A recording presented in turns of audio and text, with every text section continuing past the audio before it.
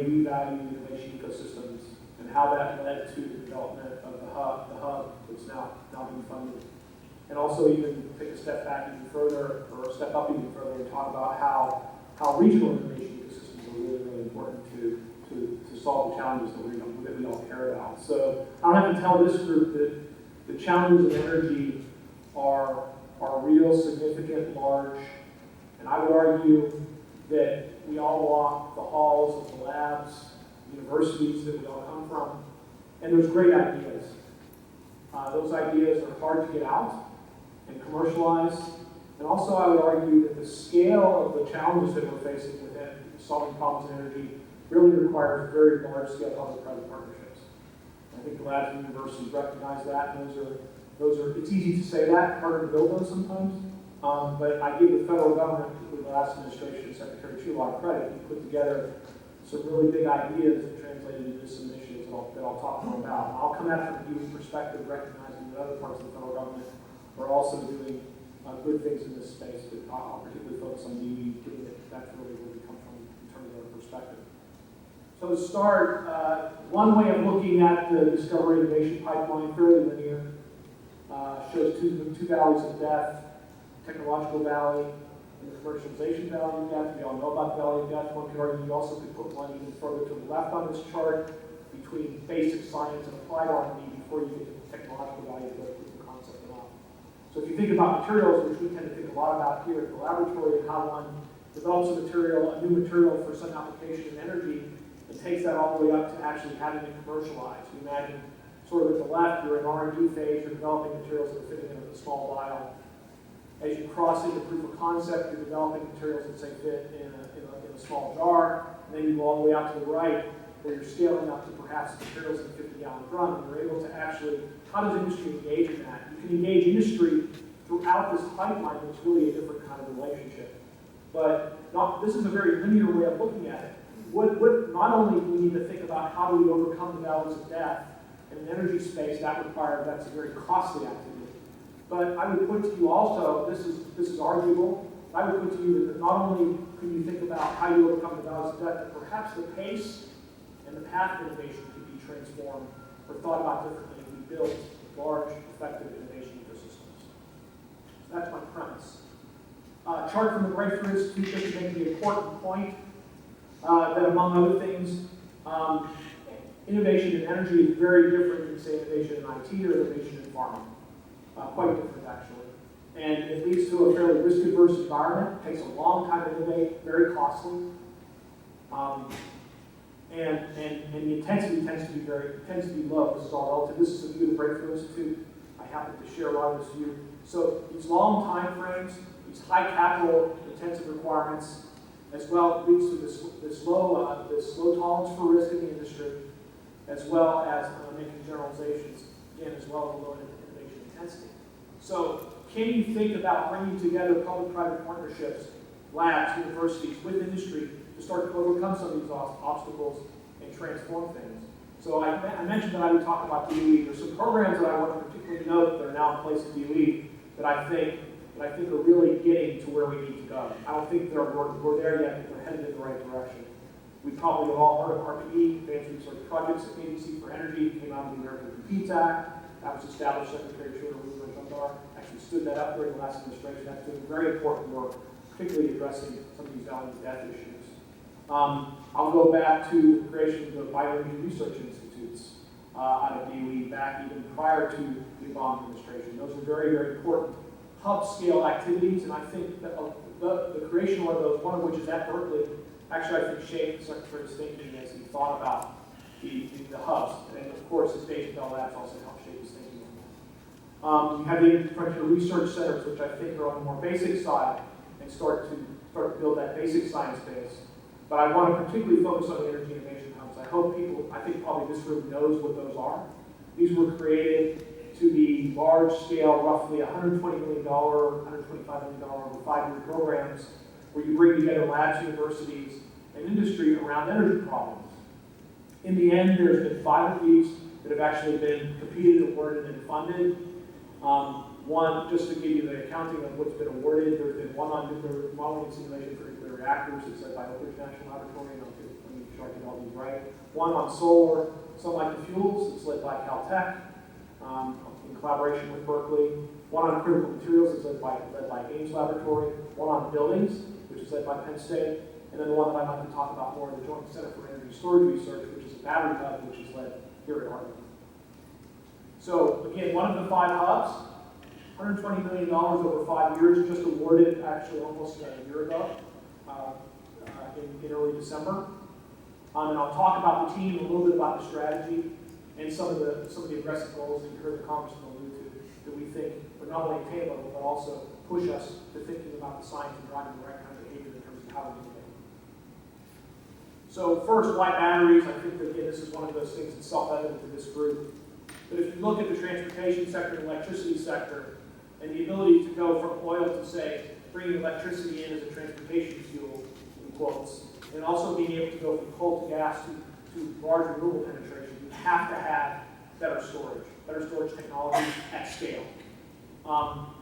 Inexpensive, high-density energy storage. Of course, there's a lot of innovation going on out there right now in the transportation space of lithium-ion batteries. And we're doing a lot of that work here in collaboration with industry as well. But it's an important point to note that the Battery Hub Joint Center for Energy Storage Research is actually focused on what's beyond lithium-ion. So it starts with basic science, and then it brings industry, basic science from the labs and universities, and brings industry to the table to help drive that basic science, the requirements for that basic science, and ultimately translating into prototypes that we hope in 5 years will meet those aggressive goals.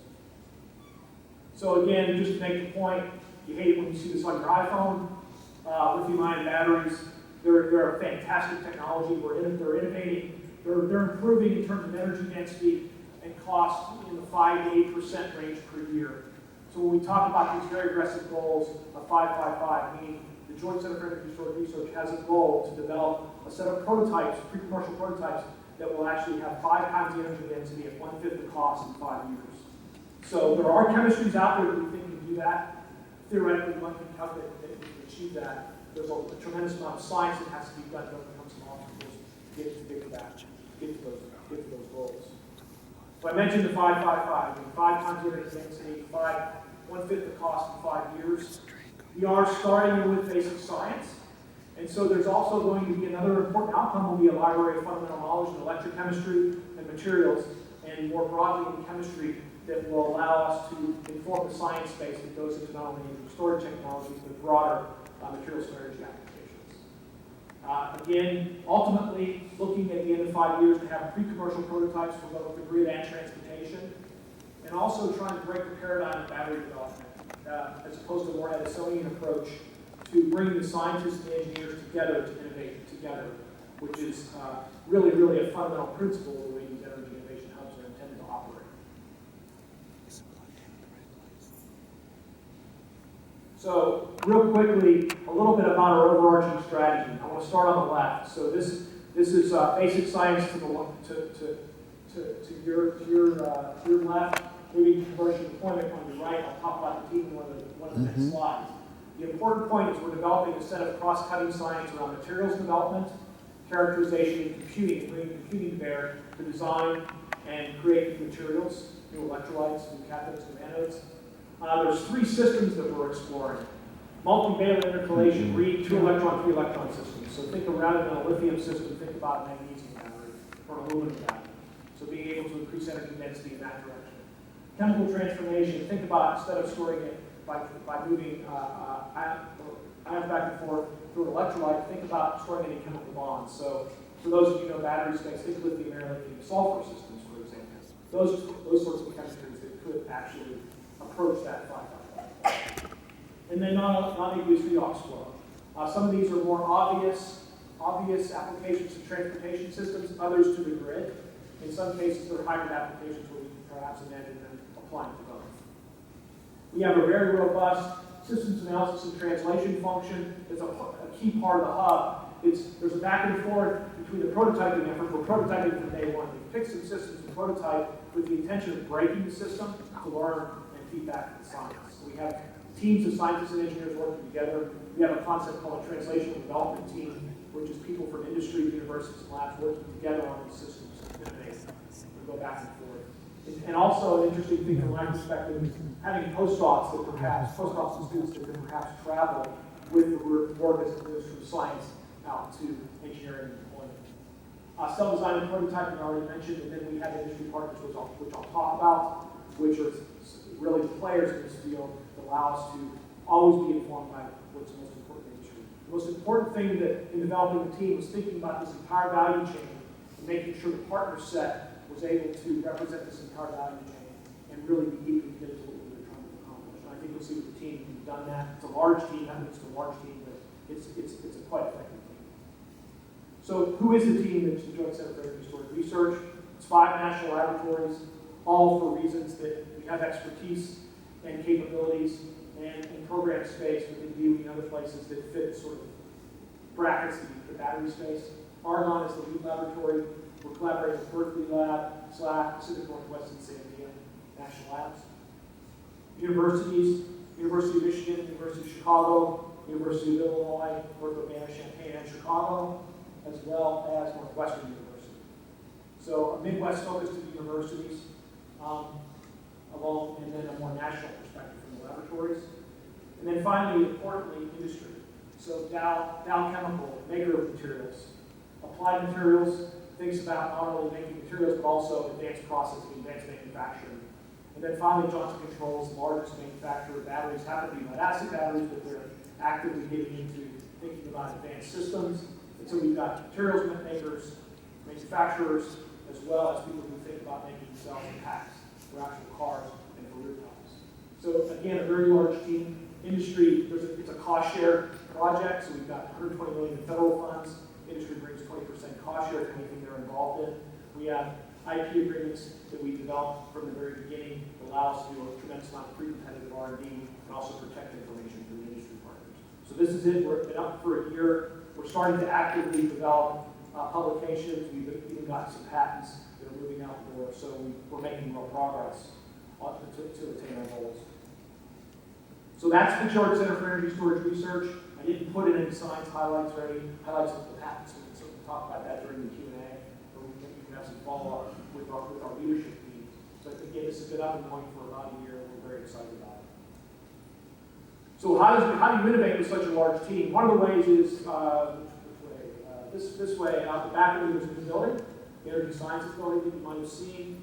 This is the home of the battery hub here on campus, here at the laboratory.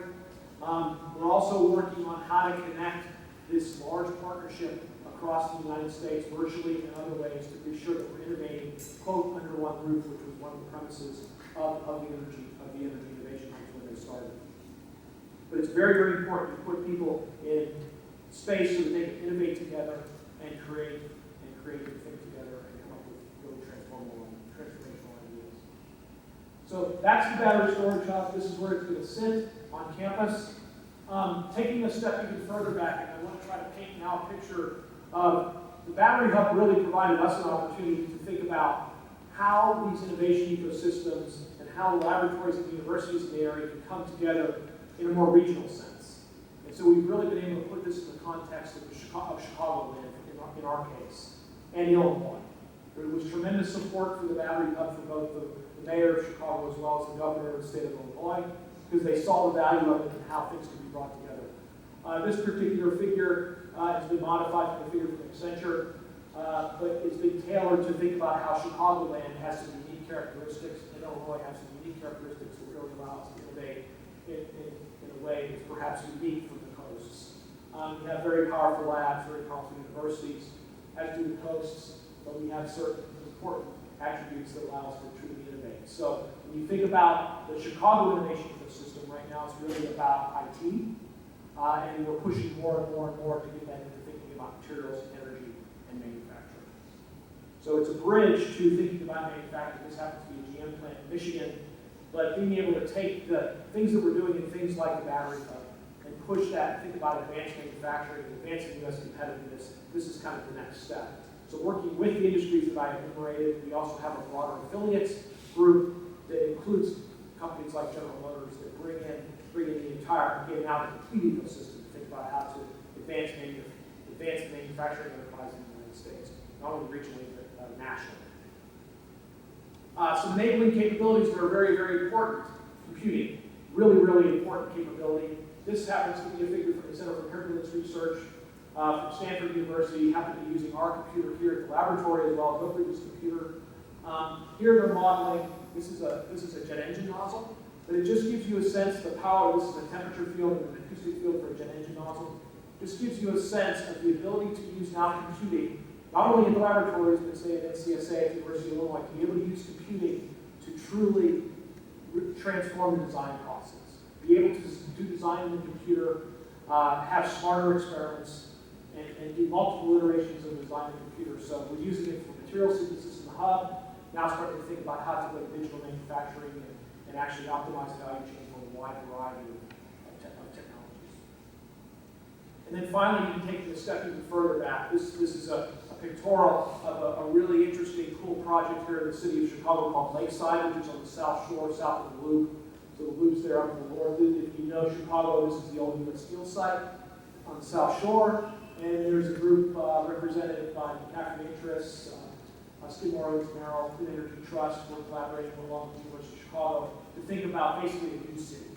So take energy to manufacture it all the way to think about designing new cities. And bringing computing in to do that. Very, very exciting, not only for Chicago, but I think thinking about how urban sciences can truly be a part of what we do in these innovation ecosystems. So with that, I hope that gives you a sense for what we're about with the Battery Hub, and also how we're thinking about this in a more regional context and even bigger. And with that, I thank you, and I'm happy to take any questions.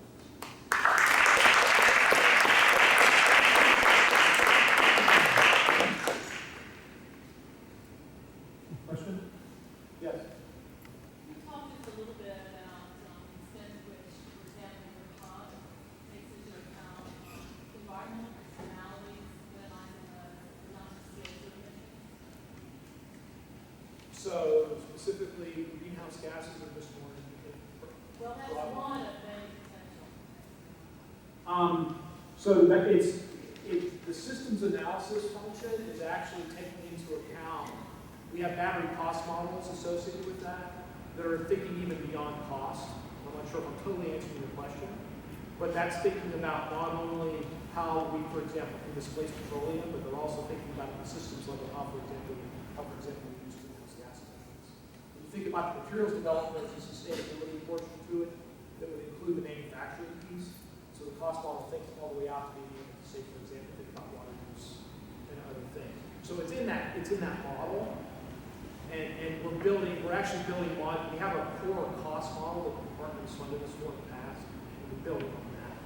So that's where that will come in. It's not a primary focus, but it's an important consideration.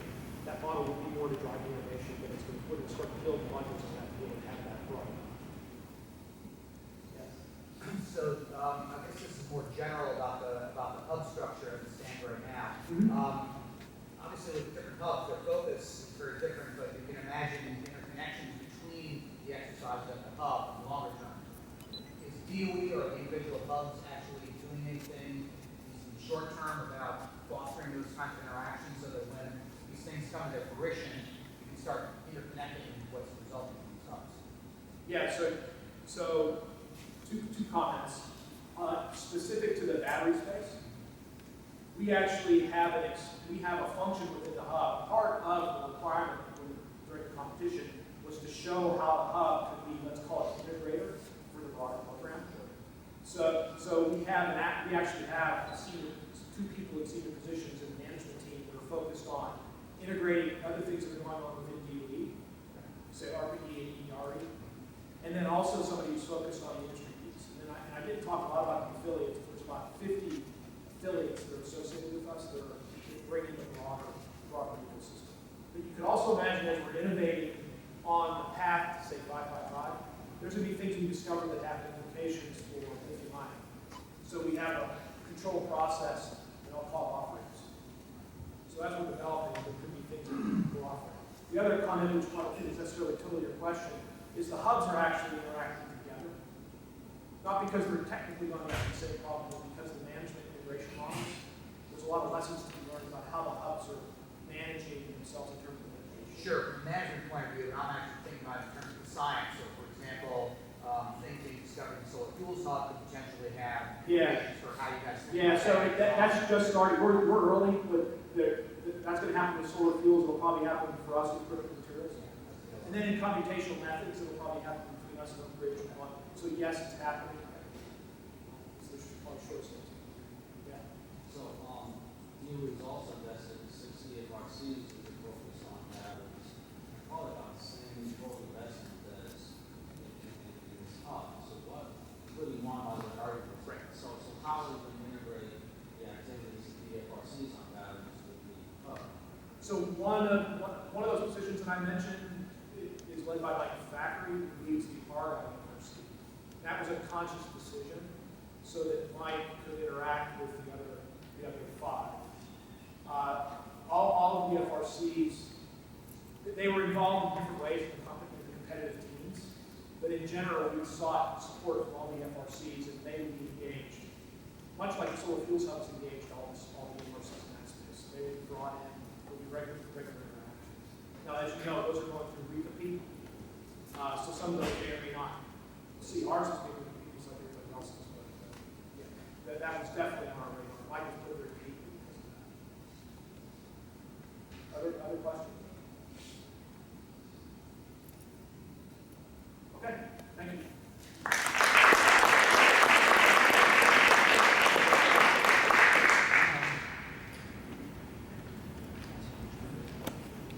So our next speaker, bringing international dimension to this meeting, comes to us from Finland.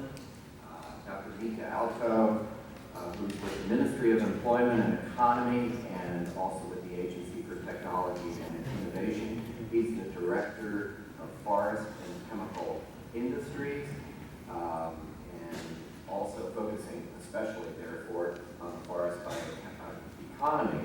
He holds a doctorate degree in chemical engineering from Helsinki University of Technology, and his talk is focused on innovation in Europe. So please help me welcome Dr. Aalto.